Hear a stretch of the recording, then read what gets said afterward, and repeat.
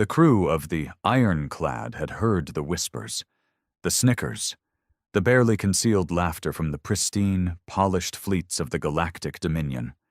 Their ship was an old, patched-together relic, an Earth-built warship that had seen better days. Rust streaked its hull, its armor was a mishmash of scavenged plating, and its weapons were jury-rigged from whatever the crew could salvage. It had once been part of Earth's last defense fleet, before the Dominion conquered the Sol system and left humanity as little more than a forgotten species. Most humans were now laborers, soldiers for hire, or worse, slaves in the outer fringes of the galaxy. But the Ironclad still flew, and Captain Elias Kane intended to keep it that way. When they arrived at the Dominion's war games, a so-called friendly competition between fleets, their presence was an embarrassment to the High Command. Dominion admirals scoffed at the rust bucket from Earth. The sleek, energy-refined ships of the Dominion, the insectoid Corral, and the reptilian Zeth all gleamed under the artificial lights of the arena. "They brought that? Are they serious?" one Zeth officer sneered, his scaled snout curling in amusement. "The humans always were a pathetic race," a Dominion official chuckled. "We should have wiped them out instead of letting them scavenge the scraps of our empire." Elias didn't rise to the insults. He had no need. He simply exchanged a glance with his crew. Grizzled veterans who had been through hell and back. They had fought in the Resistance. They had survived battles against overwhelming odds. And most importantly, they had a secret. The Ironclad wasn't just an old warship. It was a monster waiting to wake up. When the first mock battles began, the Dominion fleets effortlessly wiped out the simulated enemies. Their weapons were efficient, their maneuvers flawless. Then it was the Ironclad's turn. The Dominion fleet set up an unwinnable scenario, one meant to humiliate them. 5 warships, state-of-the-art, surrounding the Ironclad in a pincer maneuver. The objective? Survive for 5 minutes. "Let's show them what a real human ship can do," Elias muttered. The Ironclad's old systems flared to life. Ancient Earth technology, patched and reinforced over decades, came online. But unlike Dominion weapons, which relied on delicate energy shielding, human engineering was brutal, practical, and redundant. "Fire up the grav spike," Elias ordered. A weapon long thought obsolete, the grav spike was an old Earth war relic, an artificial gravity well that could bend space itself. It had been banned centuries ago. The Dominion hadn't encountered it in battle. They didn't realize what was happening until it was too late. The sleek enemy ships moved in for the kill, only for space itself to warp around them. Their engines stalled, their shields flickered, and suddenly their advanced vessels were nothing more than tin cans caught in a cosmic maelstrom. Then the Ironclad's railguns roared.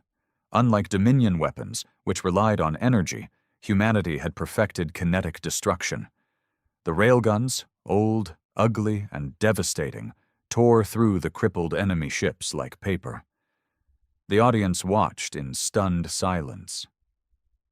The laughter had died. The Ironclad didn't just survive the battle, it annihilated the Dominion's best. Elias leaned back in his chair as the wreckage of the so-called superior fleet drifted in the void. The old ship groaned, its engines humming as if pleased with itself. He smirked. "They laughed at our rusty ship," he murmured. "Let's see who's laughing now." The Dominion had underestimated humanity for the last time. And soon, they would learn why you never, ever count Earth out. The silence that followed the Ironclad's victory was deafening. On the Dominion's command deck, the high-ranking admirals and officials stood frozen, their expressions locked in disbelief. No one had expected the ancient Earth warship to last more than a minute, let alone obliterate a formation of top-tier Dominion vessels. Elias Kane sat back in his captain's chair, listening to the hum of his ship's systems. His crew exchanged glances, some suppressing grins, others staring at the screen with satisfaction. They had spent years tuning the ironclad, welding its armor with scavenged metals, overhauling its power cores with hybridized tech, and repurposing human ingenuity into something monstrous.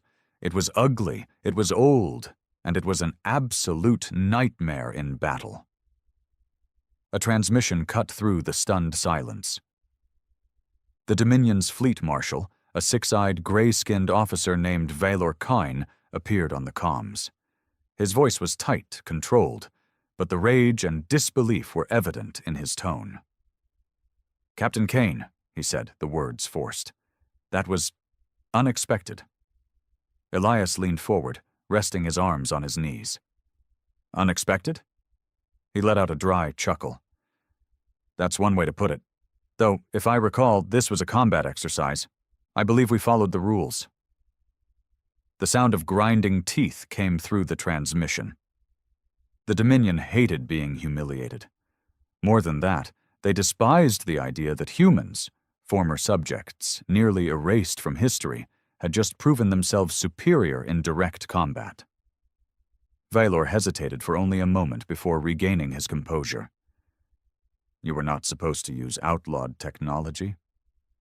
Elias raised an eyebrow. "Outlawed by who? You?" He let the words hang in the air. "Ah, I see. You mean outlawed by the Dominion. But you see, we're not Dominion. We're human, and we use what works." The fleet marshal's jaw tightened. Behind him, Dominion officers whispered among themselves. Elias could tell what they were thinking. If humanity had one ship like this, how many more did they have? That was the beauty of it. There was only one ironclad. But they didn't know that. Elias wasn't about to tell them. Another voice cut through the channel. It belonged to Admiral Cathar, a towering, green-scaled Zeth warrior. His species had been part of the Dominion for centuries, and they had a long history of viewing humans as weak, primitive creatures. His slitted eyes narrowed. "You rely on outdated weapons and crude trickery," he hissed. "Your ship is a disgrace, a relic. If this were a real battle, your vessel would be reduced to scrap within minutes." Elias smirked. "A real battle, huh?" He glanced at his crew. "Well then, Admiral, why don't we find out?" A tense silence followed. Cathar's jaw clenched. He hadn't expected the challenge. The Dominion thrived on intimidation. They ruled through fear, through the certainty of their technological superiority. But what if that certainty was a lie? Valor Kine quickly stepped in.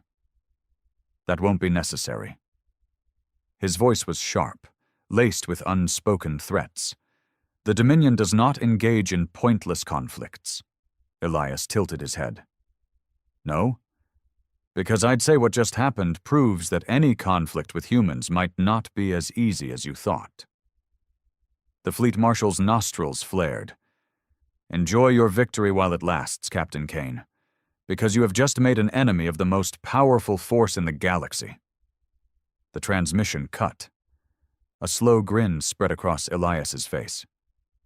"Well," he mused, "that sounds like a problem for them." The crew chuckled. They knew what this meant. The Dominion couldn't let this stand. The ironclad had just become a symbol, a problem, a threat. And if they were coming for them? Well, Elias and his crew had plenty more surprises waiting for them. The ironclad drifted in the void, victorious but marked. Inside the ship, the crew worked with practiced efficiency, recalibrating weapons, reinforcing shields, and running diagnostics. Elias Kane stood at the bridge, arms crossed, watching the Dominion fleet in the distance. "They won't let this go," said Commander Lucia Voss, his second-in-command. She leaned against the control console, her dark eyes scanning the enemy ships. "We humiliated them. And the Dominion doesn't do humiliation." Elias nodded. "That's the fun part." A chuckle came from behind them. Chief Engineer Rourke, a barrel-chested man with grease-stained hands, smirked. They think we're some kind of secret superweapon program. He patted the bulkhead. If only they knew this old girl was held together with spit, duct tape, and pure human stubbornness. Elias smirked. Let them think whatever they want. The longer they hesitate, the better. But hesitation wouldn't last long. The Dominion wasn't the type to lick its wounds and move on. They would come back, harder, angrier, and with orders to erase the ironclad from existence. A sharp beep interrupted his thoughts. Tactical Officer Lin tapped at his screen. "Captain, incoming transmission." Elias raised an eyebrow. "From the Dominion?" Lin shook his head. "Number unknown source. Secure channel." That got his attention. "Put it through," he ordered. The screen flickered. A moment later, a face appeared. Human. An older man, rugged with graying hair and a scar running down his left cheek. His uniform wasn't Dominion, nor was it part of any recognized Earth military. But the insignia on his shoulder? Elias felt a slow grin creep onto his face. "The ironclad," the man said. "Didn't think I'd ever see one of you in action again." Elias crossed his arms. "And you are?" The man smirked. "Call me Admiral Grayson, and I think it's time we had a talk." The bridge was silent. Everyone knew the name. Admiral Grayson had been one of the last commanders of Earth's resistance fleet, the fleet that had been wiped out when the Dominion took Sewell, or so everyone had thought. Elias exhaled sharply. "I was under the impression you were dead." Grayson chuckled. "That's what the Dominion wanted you to think." His expression turned serious. "You just made a hell of a mess out here, Kane.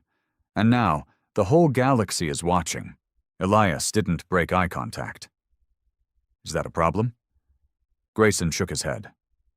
"Not for me, but it is a problem for the Dominion." He leaned forward. "And that's exactly why we need to talk. Because the ironclad isn't the only thing humanity still has up its sleeve." The line went dead. For a moment, the crew sat in stunned silence. Then Rourke let out a low whistle. "Well, shit." Elias Kane stood there, thoughts racing. The Dominion was coming for them. But maybe, just maybe, humanity wasn't done fighting yet. Elias Kane stared at the blank screen for a long moment, his mind whirling. Admiral Grayson. Alive. That changed everything. The bridge was silent, save for the hum of the ship's systems. The weight of what had just happened settled over the crew. The Dominion would come for them soon enough. But now, there was another factor in play. Lucia Voss was the first to break the silence. If Grayson's alive, that means the Resistance didn't die with Earth's fleet. Elias nodded. "That's what it sounds like." Rourke let out a low chuckle, shaking his head. "All these years, we thought we were the last stubborn bastard still holding out. Turns out, we're just the loud ones." Tactical Officer Lin tapped at his console. "Sir, we just received new coordinates. Encrypted." He turned his chair. "It's from Grayson." Elias inhaled. There it was. The invitation. If Grayson was reaching out, it wasn't just to congratulate them on humiliating the Dominion. He wanted something. Or maybe he had something to offer? Lucia folded her arms. "It could be a trap." Elias smirked. "Could be. But if it's not?" She exhaled. "Then we might not be as alone as we thought." That was all Elias needed to hear. He turned to the helm. "Set course for the coordinates. Let's see just how deep this rabbit hole goes." The journey took them into the outer reaches, past Dominion-controlled space, into the lawless sectors where pirates and warlords ruled. These were the places the Dominion avoided, not because they lacked power, but because they considered it beneath them to waste resources on the fringe. The perfect place for a hidden resistance. the ironclad arrived in an asteroid field orbiting a dying red star. The coordinates led them to what looked like a broken-down mining station wedged between two massive asteroids. At first glance, it looked abandoned, dead. But as they approached, Lin frowned at his screen. "Sir, I'm reading power signatures. Cloaked ships," Elias smirked. "There it is." The moment they got within range, a transmission crackled through. "Ironclad, this is the Retribution. Stand by for docking instructions." Elias raised an eyebrow. Retribution. That was a name soaked in history. One of the last battleships to escape Earth before the Dominion wiped out the fleet. It was supposed to have been destroyed years ago. The crew exchanged glances. Lucia gave a nod. "Let's do this." As they docked, the crew of the ironclad stepped onto the station's cold metal floors. Armed soldiers, human soldiers, greeted them, their uniforms stitched together from old Earth military gear and scavenged armor. And at the end of the walkway, standing tall, was Admiral Grayson. He was older than Elias remembered from the history files, his face lined with years of battle and loss. But his presence was unmistakable. Elias stopped a few feet away. "I've got to say, Admiral," he said, "you're supposed to be dead." Grayson chuckled. "So are you." He looked at the ironclad behind them, then back at Elias. "Damn good work out there, but you've kicked the hornet's nest now." Elias smirked. "Wouldn't be the first time." Grayson's expression hardened. "Number. But this time, you've done more than embarrass the Dominion." He motioned for them to follow. "You've started something, and we need to make sure it doesn't go to waste." They walked deeper into the station, past soldiers, engineers, and pilots. Humans, all of them preparing for something bigger. Lucia glanced at the stockpiles of weapons and ships. "How long have you been building this up?" Grayson exhaled. "Longer than you'd believe." He stopped at a massive viewport overlooking the asteroid field.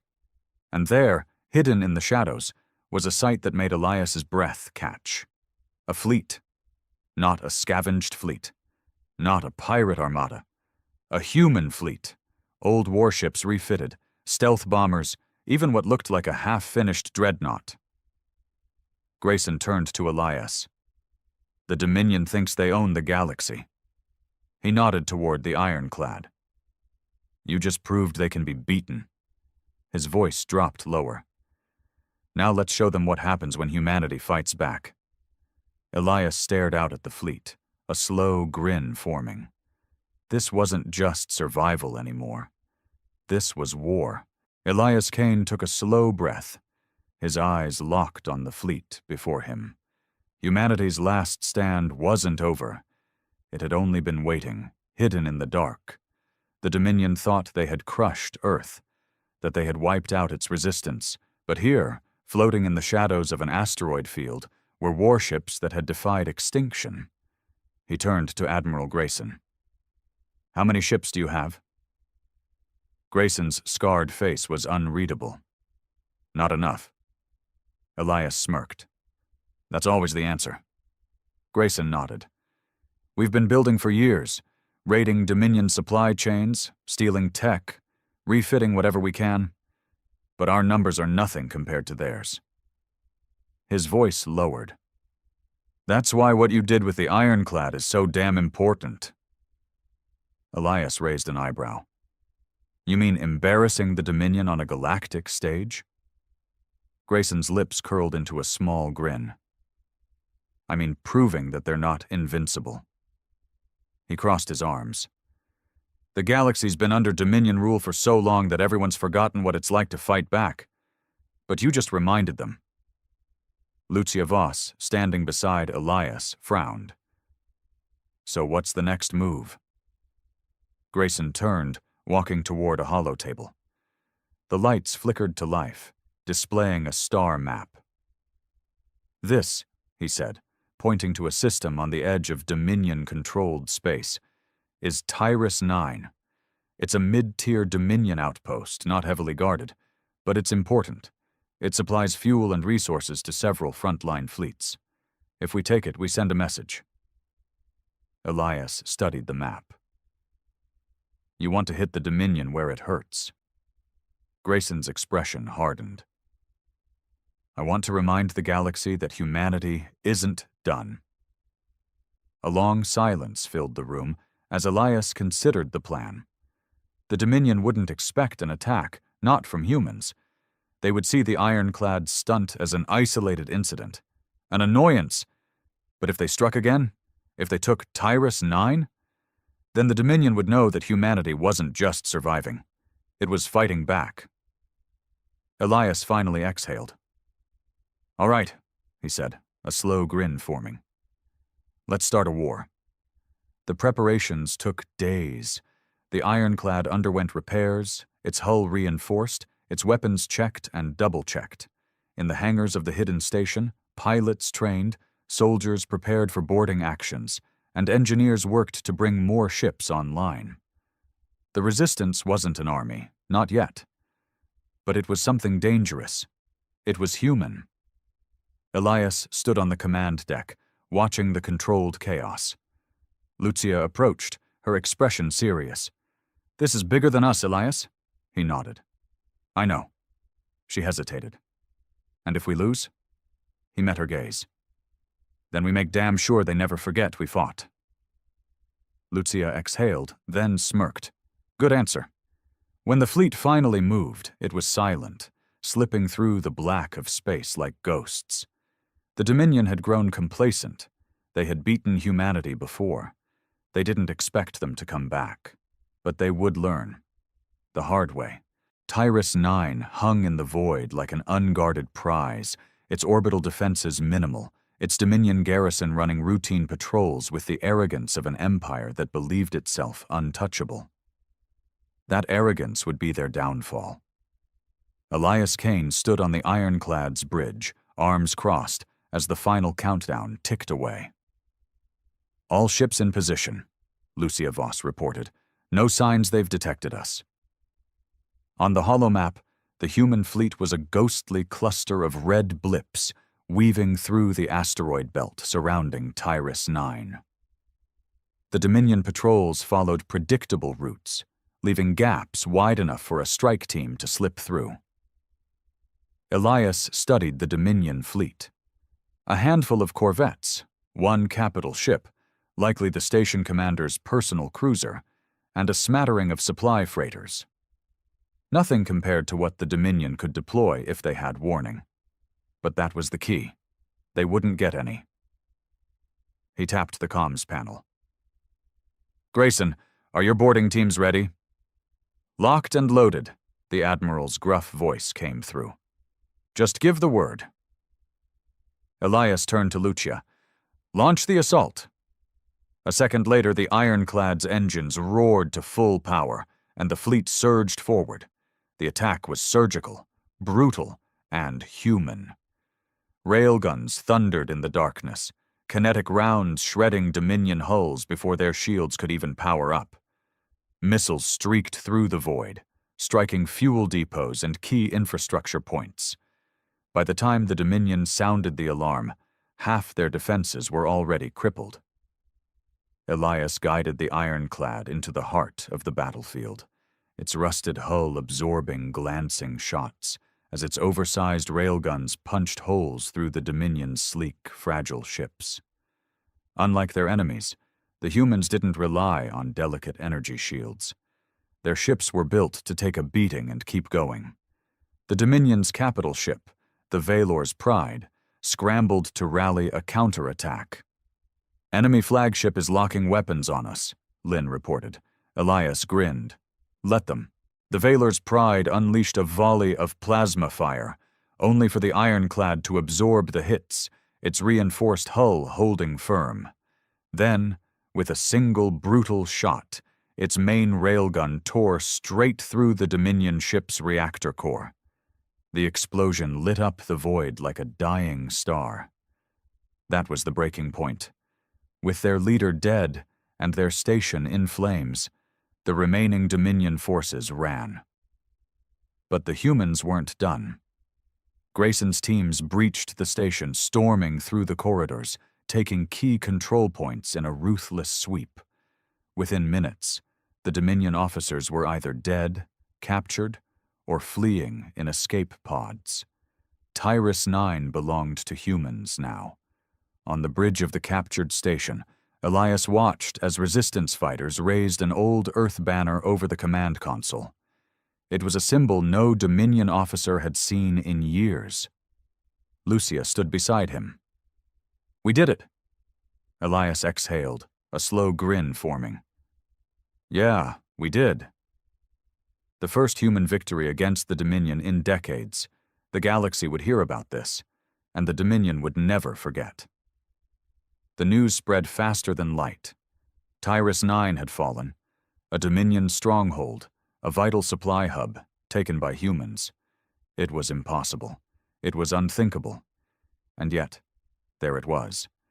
The Dominion's ships had burned, its garrison had surrendered, and its banners had been torn down, replaced with something the galaxy hadn't seen in decades. The symbol of Earth. Elias Kane stood on the station's command deck, watching the chaos unfold across the holoscreens. Dominion transmissions flooded the network, scrambling for explanations. The official statements called it an isolated act of terrorism. But the whispers in the shadow markets, the back channels, the places where rebellion brewed, they called it something else. A spark. Admiral Grayson stepped up beside him, arms crossed. "We did more than take a station, Kane." His grizzled face was unreadable. "We just changed the war." Elias smirked. "I thought you said we didn't have a war." Grayson chuckled darkly. "We do now." Lucia Voss approached, her face grim. "Dominion fleets are mobilizing. They're calling this an act of treason. We won't hold this place for long." Elias nodded. They had expected this. The Dominion was predictable. Crushing dissent was second nature to them. Soon, their response would come. A fleet, maybe 10, maybe 100. They didn't just want Tyrus 9 back. They wanted to erase the idea that humans could fight back. Elias wasn't about to let that happen.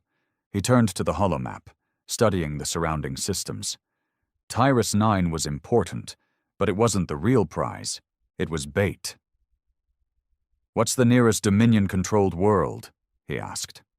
Lynn, their tactical officer, checked his screen. "Yalara 3, industrial colony, weapons manufacturing." He hesitated. "Heavy defenses, though," Elias grinned. "Perfect," Lucia's eyes widened. "We just took a station, and now you want to hit a world?" Elias leaned against the console. "They expect us to sit here and defend Tyrus 9 like it's the only thing we've got." He tapped the map. "But what if, instead of waiting for them to crush us, we hit them again?" Grayson exhaled. "You want to take the fight straight to them?" Elias met his gaze. "I want to show them that humans don't just survive." His voice was cold. "We win." A silence passed through the room.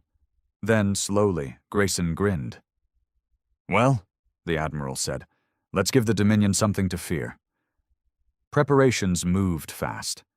The ironclad was patched up, its railguns reloaded, its hull reinforced with whatever scrap they could scavenge. The human fleet, now bolstered with captured Dominion tech, was running at full capacity. And in the darkness beyond Tyrus 9, the Dominion fleet was coming. But they wouldn't find what they expected. They would find nothing, because the humans wouldn't be there to defend the station. They would already be on the move. They would already be striking again. The ironclad led the fleet away from Tyrus 9 under cover of darkness, slipping through the void like a predator on the hunt. When the Dominion arrived in full force, hundreds of ships, a show of overwhelming might, they found the station barely defended. Only a skeleton crew remained, broadcasting a single, taunting message on repeat. "You're too late." The Dominion had expected to crush a desperate defense, Instead, they had walked into an empty battlefield. And while they were busy reclaiming Tyrus 9, Elias Kane and his fleet were already en route to something far more important. Yalara 3. The industrial world wasn't just a target.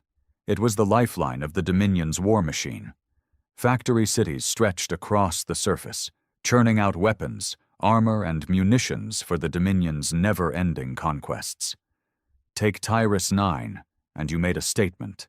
Take Yalara 3, and you crippled the Empire's ability to fight.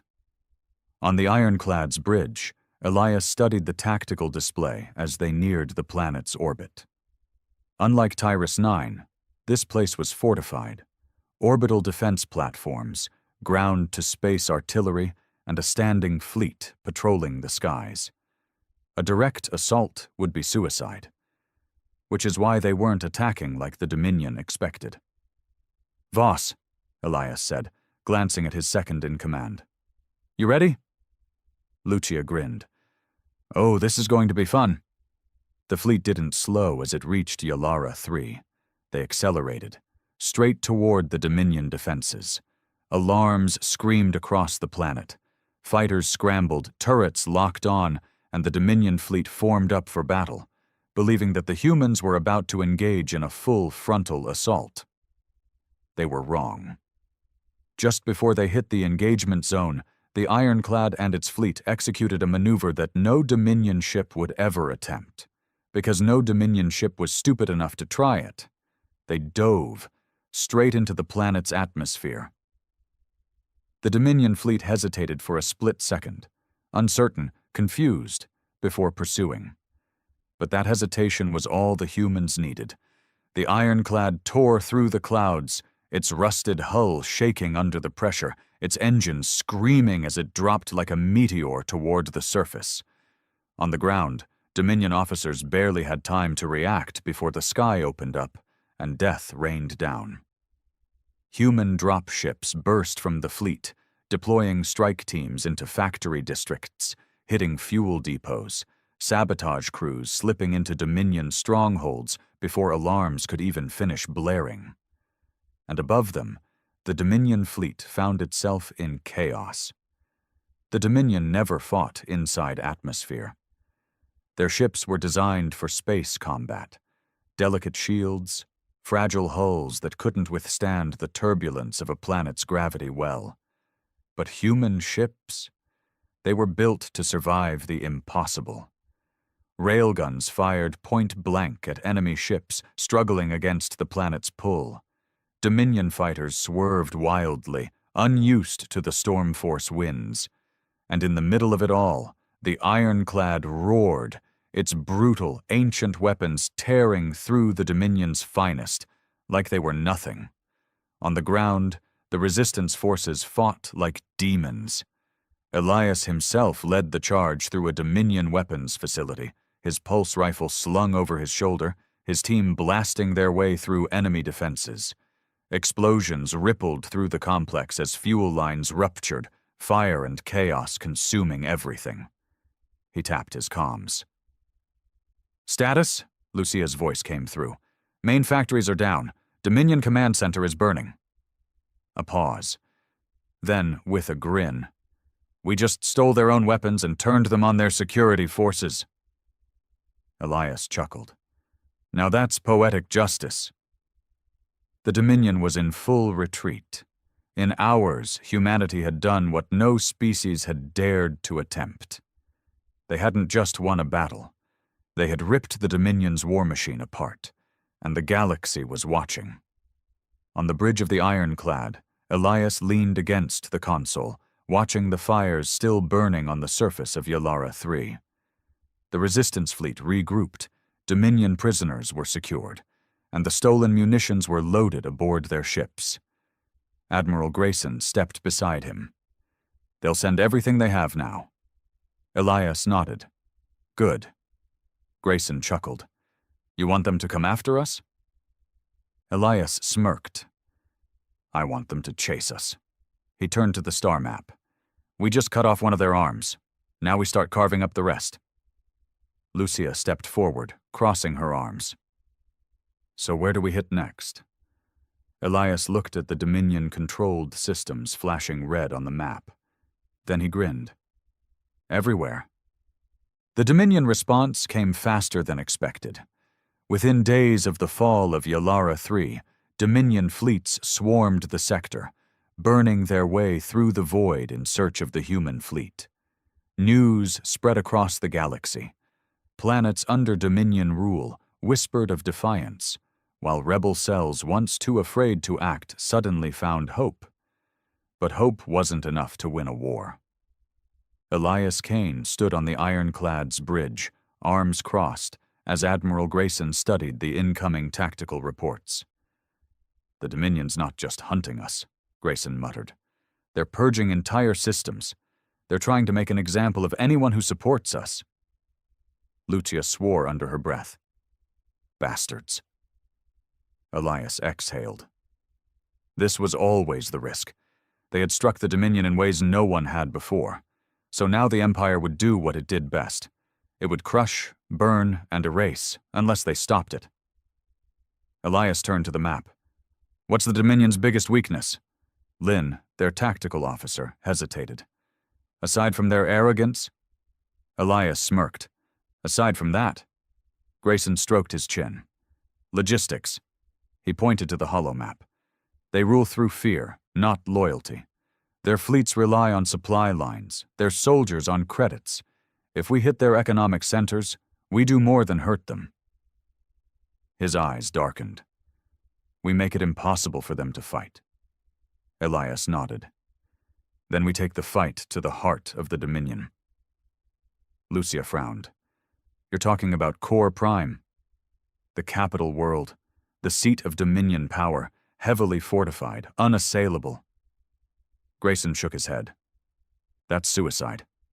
Maybe, Elias admitted, but they expect us to run.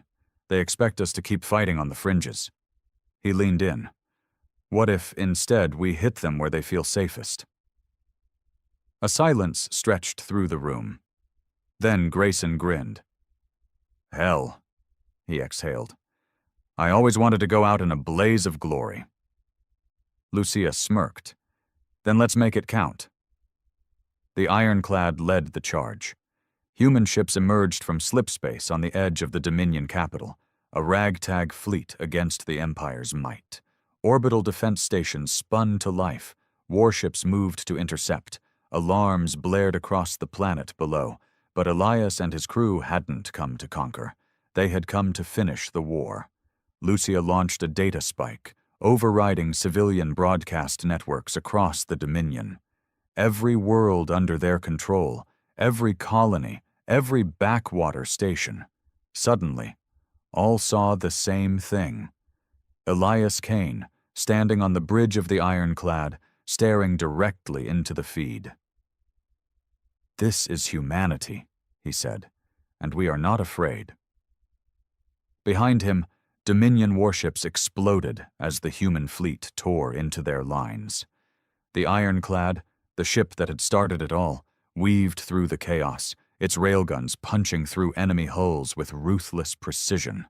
Admiral Grayson led the ground assault. His forces stormed key control centers, disabling Dominion command structures. The Empire's leaders cowered in their fortresses, watching in horror as the fight came to their doorstep. And across the galaxy, watching from their screens, billions saw something they had never imagined possible. The Dominion bleeding, falling, dying. The battle lasted hours. The Dominion fought like a cornered beast, desperate and brutal. But for the first time in history, they were on the losing side. Rebellions ignited across the galaxy. The Dominion's fleets, stretched too thin, fractured. Planets rose up. The empire that had ruled for generations found itself crumbling. And at the heart of it all, Elias Kane stood on the shattered bridge of the Dominion flagship, looking down at the planet below. Smoke rose from the capital. The Dominion banners burned. Lucia approached, blood on her face, a wild grin in her eyes. It's over. Elias exhaled. No, he said, staring at the stars beyond. It's just beginning. The Dominion was finished. Now they had to build something better. And this time, humanity would not be forgotten. This time, they would rule the stars. The galaxy had laughed at humanity for centuries. To the other species of the cosmos, humans were weak, fragile creatures, barely worthy of consideration in the grand scheme of interstellar politics. The Vorthons, the dominant military force of the universe, saw Earth as nothing more than an insignificant speck, an easy conquest for their ever-expanding empire. And so, when the Vorthon war fleets arrived in Sol System, they did not expect resistance. They expected surrender. But humanity had learned. For generations, we had been underestimated, disregarded as little more than primitive creatures clawing at the stars. We knew what the rest of the galaxy thought of us, and we had prepared. The war began with devastating losses. Mars fell within a week. The lunar colonies were obliterated in days. The Vorthons bombarded Earth's defenses from orbit, shattering the planetary shield network like brittle glass. The United Earth Federation scrambled to mount a counterattack, but our forces were simply outmatched. Vorthon ships were faster, their weapons more advanced, their soldiers stronger. Humanity was on the verge of extinction. Then, the day came when the leaders of the UEF made the hardest choice in human history. Project Ares. For decades, humanity had been secretly developing the ultimate war machine, a weapon unlike anything the galaxy had ever seen. While the Vorthons relied on brute strength, genetic superiority, and ancient battle doctrines, humanity had something else: ingenuity, desperation, the willingness to do whatever it took to survive. The Vorthons had laughed at us. Now, they would learn to fear us. The Ares prototype stood over 50 meters tall, a towering machine of metal and fury. Its armor was crafted from newly developed nanite-infused alloys, designed to withstand even the most devastating plasma weaponry. Its weapons were not mere energy cannons, but something far deadlier, a fusion of human engineering and stolen alien technology. But its most terrifying feature wasn't its armor, or its weapons, or even its size. It was the pilot. Commander Elias Kane had been chosen for one reason: he was willing to do what no one else would. The Ares program required a direct neural link, a complete fusion between man and machine. Once inside, Kane would become more than human. He would become war itself. The process was irreversible. The human mind wasn't designed to merge with a machine of such complexity. The moment Kane entered the cockpit, he would never be the same. His body would remain, but his mind would be forever entwined with the Ares system. And he accepted without hesitation. The day Ares was activated, the Vorthons learned the true nature of humanity. They had thought us weak. They had thought us fragile. They had thought us prey. They were wrong. The first battle was chaos. The Vorthon ground forces, having overrun Earth's defenses, were caught completely off guard when a single war machine tore through their ranks like a god of destruction. Plasma blasts that would have reduced tanks to slag barely scratched Ares' armor. Vorthon soldiers, bred for war, were annihilated before they could even react. But Kane didn't stop. He tore through their lines with ruthless precision, his every movement a calculated strike of fury and vengeance. The neural link between man and machine was perfect. Kane was no longer just a pilot. He was the machine. He felt its power, its strength, its hunger for battle. The Vorthons tried to adapt, deploying heavy artillery, air support, and orbital bombardments. It didn't matter. Nothing could stop Ares. And then came the moment that changed everything. A Vorthon dreadnought, a vessel capable of leveling entire continents, descended into Earth's atmosphere to finish the war. It had enough firepower to wipe out the last human strongholds in minutes. But Kane didn't hesitate. He activated Ares' experimental thrusters, launching himself into the sky with a force that shattered the ground beneath him. The dreadnought's cannons locked onto him, but he was already moving, already calculating, already hunting, and then, with a single, devastating strike, he tore through the warship's hull, ripping into its core like a vengeful spirit. The explosion that followed was seen from space. The message was clear. Humanity was not prey. Humanity was not weak. And we were just getting started. The explosion lit up the sky like a second sun, a blinding fireball consuming the Vorthon dreadnought.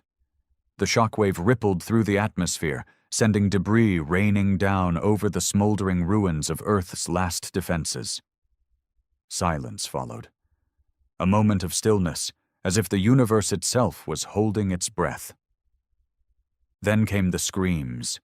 Not human screams, but Vorthon. Their soldiers, their officers, their warlords, watching from their command centers, their warships, their high and mighty thrones in the depths of space, realized what had just happened. A single human, a single machine, and an entire dreadnought reduced to nothing. Ares fell from the sky, its scorched armor trailing smoke, and crashed into the ruins of what had once been New London. The impact sent a massive shockwave through the streets, but Kane barely felt it. He was still linked, still alive, his mind burning with the fire of battle. His body was exhausted, but Ares' systems kept him awake, pumping him full of adrenaline, forcing him to stay alert. Because the battle wasn't over. The Vorthon ground forces were still there, their invasion still in progress. And now they had a choice. Fight or flee. For the first time in history, the Vorthons chose the latter. Across every occupied city, their troops abandoned their positions. Their war machines turned and ran.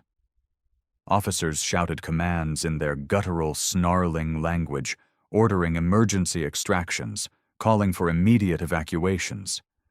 The mighty conquerors of the galaxy, the self-proclaimed supreme warriors, were running from a single machine, from a single human. Kane gritted his teeth as he forced Ares back onto its feet. The neural link pulsed through his brain, thoughts merging with code, instincts translating into mechanical motion. His vision flickered, systems struggling to maintain full functionality. The damage from the fight was severe, but he didn't care. He had a war to finish. "Command, this is Kane," he growled through the comms, his voice raw. "Status report." Static. Then a weak signal came through. "Holy shit, Kane, you actually did it." It was General Vasquez, his tone somewhere between disbelief and sheer awe. "The bastards are running." Kane exhaled, finally allowing himself a moment to process it. The Vorthons, the species that had razed Mars, that had shattered Earth's fleets, that had declared humanity unworthy of existence, were fleeing. But Kane knew better than to celebrate too soon. "They'll be back," he muttered, scanning the battlefield. "They don't take defeat lightly." "Maybe, but they won't forget today," Vasquez replied. "And they sure as hell won't forget you." The words sent a strange chill through Kane's spine. He wasn't just a soldier anymore. He wasn't even just a man. He was something else now, something the galaxy would fear. He turned his gaze skyward, where the remnants of the Vorthon fleet were retreating, their warships burning trails through the atmosphere as they jumped to hyperspace. They had come expecting an easy conquest. Instead, they had found something else. Humanity had built the ultimate war machine, and Kane had become its heart. But deep down, he knew the war wasn't over. This was only the beginning, because the Vorthons would return. And next time, humanity would be ready. Kane sat in the cockpit of Ares, his hand still gripping the neural controls even though the battle was over. His mind was clouded, his thoughts entangled with the machine's systems. The link between them was growing stronger, stronger than he had ever expected.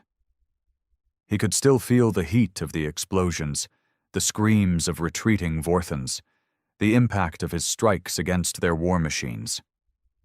But most of all, he could feel something else. The hunger. Ares wasn't just a weapon, it was something more. It had been designed as the pinnacle of human warfare, but now, Kane realized, it had a will of its own. It wanted to fight. It wanted to destroy. And through the neural link, that hunger bled into him. He closed his eyes and took a deep breath, forcing himself to focus. "Command, what's our status?" he asked. General Vasquez's voice crackled through the comms. "We're holding, but barely. The Vorthans have retreated from most of their occupied zones, but some of their ground forces are still resisting. We need to clear them out before they regroup." Kane clenched his jaw. The Vorthans weren't running because they were afraid. They were retreating to reassess, to strategize. This was a setback for them, not a defeat. They would be back, and next time they wouldn't underestimate humanity. "How long until reinforcements arrive?" Kane asked. There was a pause. Then Vasquez sighed. "That's the thing, Kane. We don't have any reinforcements. Earth's defense fleets are gone. The colonies are either destroyed or occupied. We're on our own." Kane felt his stomach sink. The battle might have been won, but the war was still far from over. Ares' systems whirred, detecting new movement. Kane's vision blurred slightly as the neural link surged again, flashing data across his mind. He could see them. Vorthon stragglers, moving through the ruins of New London, setting up fortifications, preparing for a counterattack. They weren't giving up. They were digging in. He exhaled slowly, gripping the controls tighter. "Then we finish this. Kane, you need to rest." "No time," Kane interrupted. His voice was colder than he expected. "Send me their coordinates. I'll handle it." Vasquez hesitated. "You sure you're okay?" Kane didn't answer. He didn't need to. The hunger in his mind was growing. The machine wanted to fight. And deep down, so did he. With a slow, almost mechanical movement, he activated Ares' systems and marched toward the battlefield once more. Kane moved through the ruins of New London, Ares' massive frame casting an eerie shadow over the shattered cityscape. Skyscrapers stood as broken skeletons, their glass and steel remains scattered across streets that had once been alive with human voices. Now, the only sounds were the distant echoes of battle, the sporadic bursts of gunfire, the low hum of Vorthon hovercrafts maneuvering through the wreckage. Ares fed him information, its sensors scanning every corner of the battlefield. Kane saw the data as if it were an extension of his own senses. The neural link was becoming seamless now. His thoughts were Ares' commands, his instincts transformed into precise calculations. The machine no longer felt like something he was piloting. It felt like a second body, and it wanted blood. Vorthon forces had taken up defensive positions along what used to be the Thames River. Their soldiers, towering reptilian humanoids clad in shimmering black armor, moved with military efficiency, setting up plasma turrets and deploying shielding units. They knew Ares was coming. They were preparing for a last stand. Kane could hear them. Not through the comms, not through any audio sensors. He could feel them. Their fear, their desperation. The once invincible warriors of the galaxy, reduced to prey. He activated his weapons. The shoulder-mounted plasma cannons hummed to life, their barrels glowing with barely contained energy. His right arm shifted, reshaping into the experimental railgun, an Earth-designed weapon capable of firing magnetically accelerated tungsten slugs at hypersonic speeds. The left arm activated a monomolecular blade, vibrating at a frequency that could slice through Vorthon armor like butter. The machine was ready, and so was he. A voice crackled through his comms. "Kane, wait! We can negotiate surrender." But it was too late.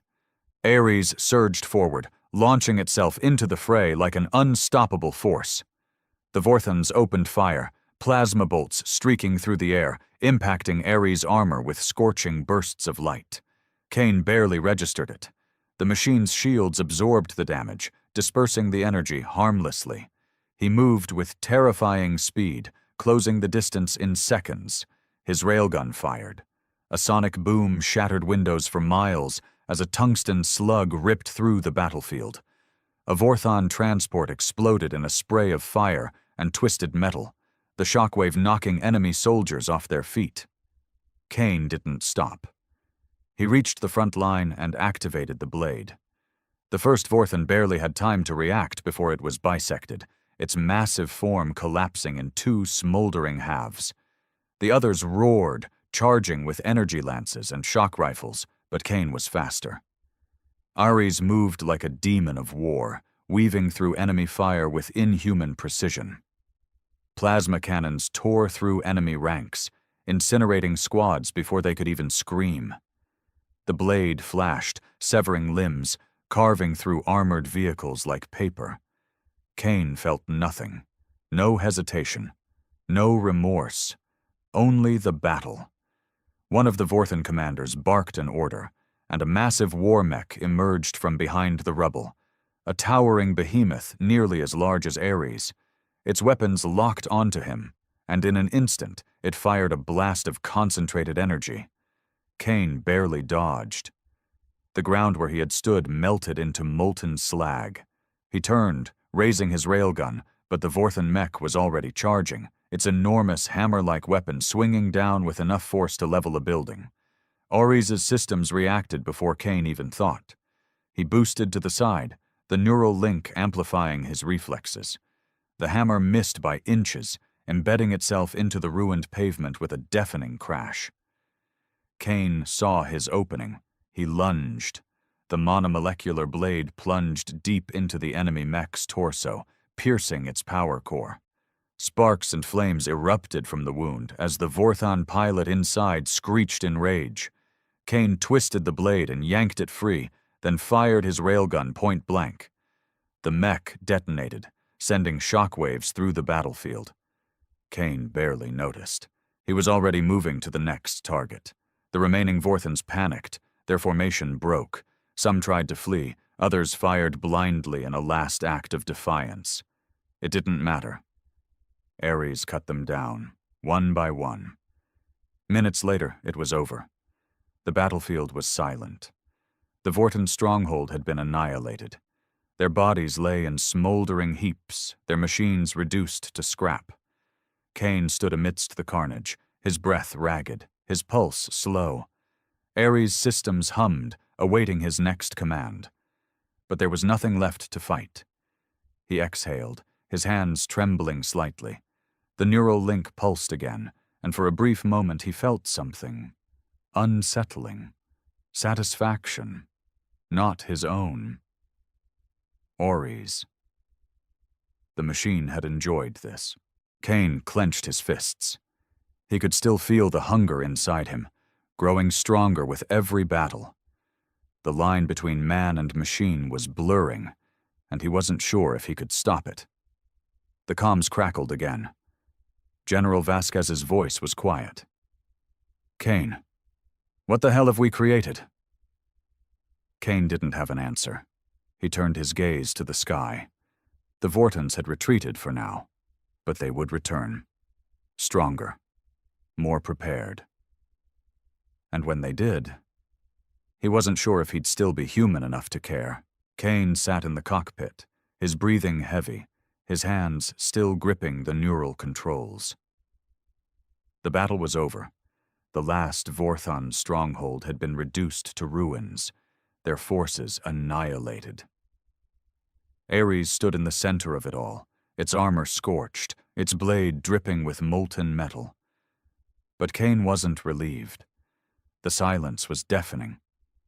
The battlefield stretched before him like a graveyard, smoke curling into the sky, the stench of burning flesh and metal thick in the air. His mind should have been screaming at him, at the slaughter, at the brutality of what he had done. Instead, all he felt was clarity. The neural link hummed softly in his mind, whispering to him. It had been efficient, flawless, perfect. Ares had not just won the battle, it had dominated it. Kane exhaled slowly, trying to shake the feeling. He reached up, fingers twitching slightly as he attempted to disengage from the neural link. The machine resisted. Just for a second. Then, the cockpit hissed open, and the world outside rushed in. Cold air, laced with the acrid scent of war, flooded his senses. His muscles ached as he pulled himself from the seat, stepping onto Ares's broad shoulder. Below, UEF soldiers were moving cautiously through the wreckage, their faces a mix of awe and unease. Some of them barely looked at him. Others couldn't stop staring. Kane had seen that look before. Fear. He dropped down from Ares, his boots hitting the charred pavement. The moment his feet touched the ground, the soldiers stiffened, stepping back slightly. He wasn't sure if they were giving him space out of respect, or if they were afraid to get too close. He couldn't blame them. A lieutenant approached, his uniform still covered in soot from the battle. "Commander Kane, sir." He hesitated, swallowing hard. The Vorthans are retreating across the entire planet. "We've won." Kane nodded, glancing at the sky. The Vorthon fleet had mostly vanished into hyperspace. Only a few wrecks remained in low orbit, silent reminders that even the galaxy's most feared warriors could bleed. But he knew it wasn't over. Not really. "How many casualties?" Kane asked. The lieutenant hesitated. "On our side? High. We lost nearly 70% of our ground forces before you arrived. Civilians." He trailed off, shaking his head. "We don't have the numbers yet." Kane closed his eyes. 70%. The Vorthans had come to wipe humanity from existence. They had come to make an example of Earth, to show the rest of the galaxy that resistance was futile, and they had nearly succeeded. If Ares hadn't been activated. He didn't finish the thought. He didn't need to. General Vasquez's voice came through his earpiece. "Kane, get back to HQ now!" There was something in his tone. Urgency. No, more than that. Concern. Kane turned away from the battlefield and climbed back into Ares. The neural link reactivated the moment he sat down, wrapping around his mind like a second skin. He barely had to think before Ares moved, its massive frame striding toward the last standing human stronghold. Even as he walked, he felt it again.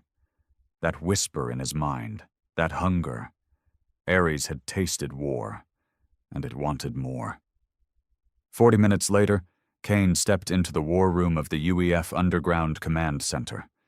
The air was thick with tension. Officers gathered around flickering holographic displays, their faces pale. Vasquez stood at the center of it all, arms crossed, his expression unreadable. "What's going on?" Kane asked. The general exhaled through his nose. "We intercepted a transmission from the Vorthon High Command." Kane frowned. "They're calling for reinforcements, aren't they?" Vasquez shook his head. "Number, they're doing something worse." He tapped a console, and the room filled with the deep, guttural voice of a Vorthon warlord. The translation system processed it in real time, the words clear, cold, and dripping with rage. "Earth was supposed to be a lesson. Instead, it has become an infection. This Ares must be purged from existence. Humanity must be erased before it spreads further." The recording cut off. Silence hung in the air like a death sentence. Kane exhaled. "They're scared." Vasquez nodded. "They are, and that makes them dangerous." Another officer spoke up. "The Vorthans don't just want revenge. They want to ensure humanity never becomes a threat again. We've confirmed reports that their empire is mobilizing their full war machine." Kane's eyes narrowed. "Full war machine?" Vasquez met his gaze. Every fleet, every soldier, every weapon they have. They're not coming to conquer anymore. He paused. They're coming to exterminate us. The room was deathly silent. Kane felt the neural link pulsing faintly in the back of his skull. Ares' systems were responding, reading his thoughts, anticipating his next move. The machine wasn't afraid. If anything, it was ready. Kane clenched his fists. They want a war? His voice was cold. Then let's give them one. The war room erupted into a chaotic mix of shouting and hurried discussions. Officers scrambled to relay orders, analysts pored over data streams, and Vasquez stood in the center of it all, his face grim. The weight of the entire species' survival pressed down on the room like a crushing force. Kane, however, felt something else. Excitement. The neural link pulsed in the back of his skull, feeding him information faster than his mind could fully process. He could feel Ares waiting for him, its systems primed, its weapons ready. The machine had no fear, no hesitation. It only had a purpose. And so did he. Vasquez turned toward him. Kane, we need a plan, and we need it now. Kane crossed his arms. How long until the Vorthon fleet arrives? A young lieutenant, her face pale, checked a data pad. Based on their last known trajectory, we estimate... She hesitated. 72 hours. 3 days. Kane's jaw tightened. Not nearly enough time. The last battle had cost humanity dearly. Most of Earth's defenses were in ruins. The fleet was decimated. What little remained of the UEF military was scattered across the planet, barely holding together. They weren't just outnumbered. They were outgunned, outmatched, and running out of time. Vasquez exhaled. We can't hold out against the full weight of the Vorthon Empire. Not like this. We don't have to, Kane said. His voice was steady, cold. We don't fight them head-on. We take the fight to them. The room fell silent. Vasquez frowned. Explain. Kane stepped forward, his mind already racing through calculations, simulations, probabilities. Ares was feeding him ideas, refining them, optimizing them. The war machine wasn't just a weapon. It was a strategist. And now, so was he. They expect us to wait here and die, Kane said. They expect to show up with their armada, glass the planet, and erase us from history. We can't let that happen. He turned toward the holotable, activating a projection of the solar system. They'll enter through standard jump lanes near Jupiter. That gives us a window. A small one, but enough? Vasquez folded his arms. Enough for what? Kane met his eyes. To strike first. A murmur spread through the officers. Vasquez narrowed his gaze. You're talking about an offensive operation? We barely have anything left to defend ourselves, and you want to take the fight to them? Yes, Kane said without hesitation. We don't have the numbers, but we have something they don't. Ingenuity. They think like conquerors. We think like survivors. That means we fight dirty. He zoomed in on Jupiter's orbit. We still have a few automated mining stations in the outer belt. We can rig them with explosives, turn them into a minefield. The lieutenant's eyes widened. You want to ambush them? Kane nodded. Not just ambush, devastate. We bait them into the minefield, cripple their lead ships, and cut through their ranks before they know what's happening. Vasquez frowned. That still leaves thousands of enemy warships. What then? Kane took a slow breath. This was the part that made even him hesitate. We use Ares. The room fell silent again. Vasquez shook his head. Kane, one war machine, no matter how advanced, can't turn the tide against an entire armada. Kane's hands clenched at his sides. Maybe not, but it can buy us time. If I launch a direct assault on their flagship, I can draw their attention. They see Ares as the biggest threat now. They'll focus everything on stopping me. Vasquez's expression hardened. That's a suicide mission. Kane didn't flinch. Not if I win. The general studied him for a long moment. Kane could see the calculations in his mind, the weighing of options, the brutal reality of their situation.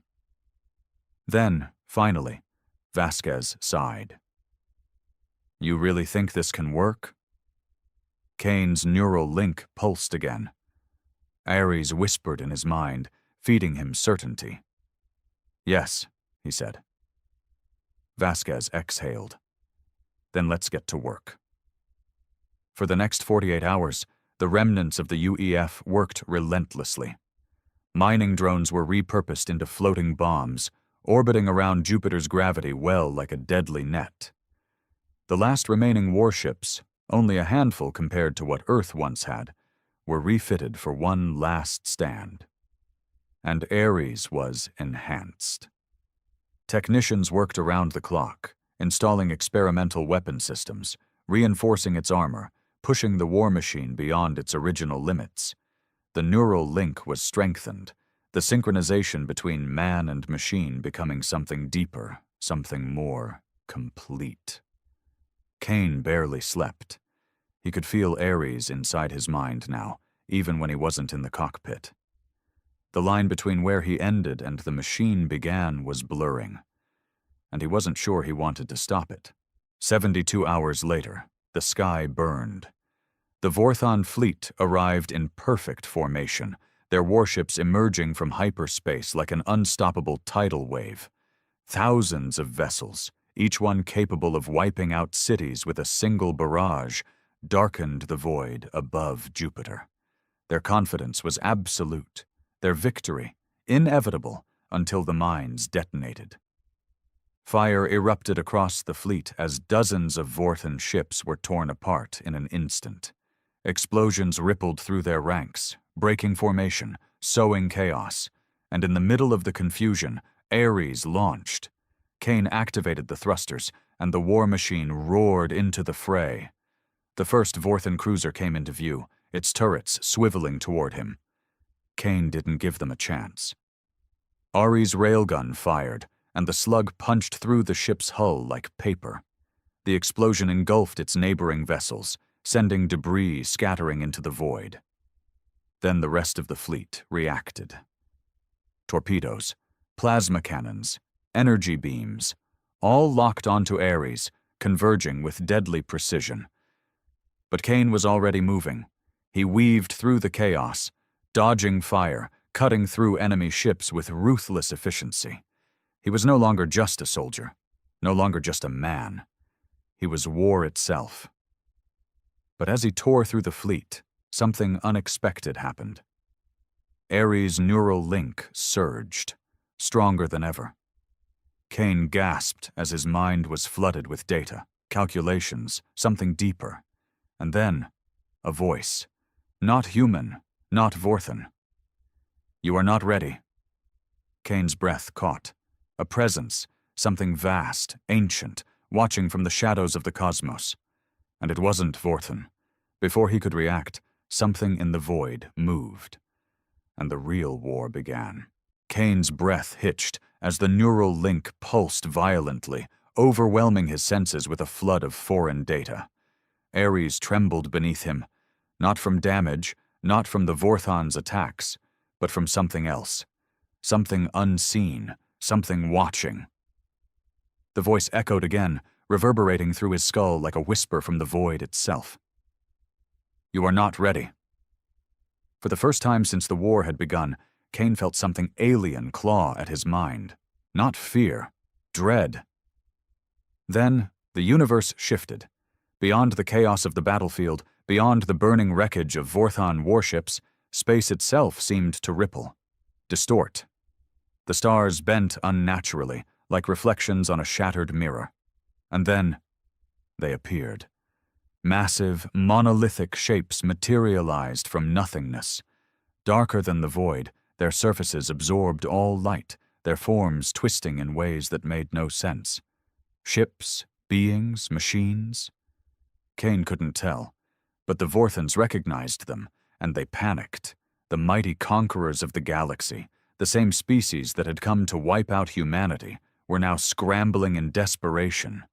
Warships that had been firing relentlessly at Earth's last defenses suddenly cut engines and turned to flee. Flee. The comms exploded with garbled Vorthon transmissions, their guttural language layered with a primal terror Kane had never heard from them before. One word kept repeating in the transmissions, over and over. Unbidden. Kane didn't have time to process. One of the dark shapes moved, faster than anything he had ever seen, faster than physics should allow. A Vorthon dreadnought, one of their most powerful ships, was caught in its wake. And then it was gone.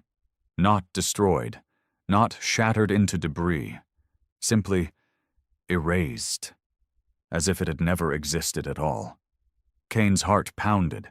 Ares' sensors struggled to make sense of what was happening, but every attempt at scanning the intruders resulted in nothing but static. The Vorthons had come to exterminate humanity, and now they were the ones being hunted. General Vasquez's voice burst through the comms. "Kane! What the hell is that?" Kane barely found his voice. "I don't know." Another ripple. Another Vorthon ship vanished, then another, and another. The once mighty fleet that had threatened to wipe out Earth was being unmade before his eyes. And yet, despite the sheer devastation unfolding, Kane couldn't shake the feeling that whatever these things were, they hadn't come for the Vorthons. They had come for him. For Ares. The neural link pulsed violently again. Kane gritted his teeth, clutching his head as something pushed against his mind. Not an attack, not a message, a test, a voice. Not human, not machine, but something vast. "Show us." Kane barely had time to react before the nearest dark shape turned toward him and attacked. Ares' systems screamed warnings as something invisible, ripped toward him at impossible speed. Kane's instincts took over, thrusters firing as he barely dodged. Where he had been an instant ago, space itself seemed to fold in on itself, as if reality had tried to swallow him whole. Kane gritted his teeth. "All right, you son of a bitch." His hands gripped the controls. "Let's see what you've got." He activated the railgun. The barrel hummed with energy as a tungsten slug launched at hypersonic speed and passed right through the entity.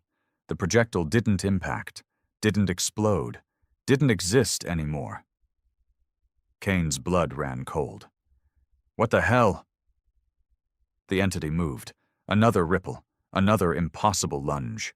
Kane barely managed to dodge again, his mind working overtime. Every strategy, every combat experience, every instinct screamed at him. This isn't a battle you can win. But Ares' neural link told a different story. The war machine wasn't afraid. It understood something Kane didn't. And then, Kane felt his own mind shift. The link deepened, his vision blurred, his senses expanded, and suddenly, he saw. Not just with his eyes, but with Ares' perception. The entities weren't invincible, they weren't untouchable. They existed on a different frequency, a different plane, but that didn't mean they couldn't be fought.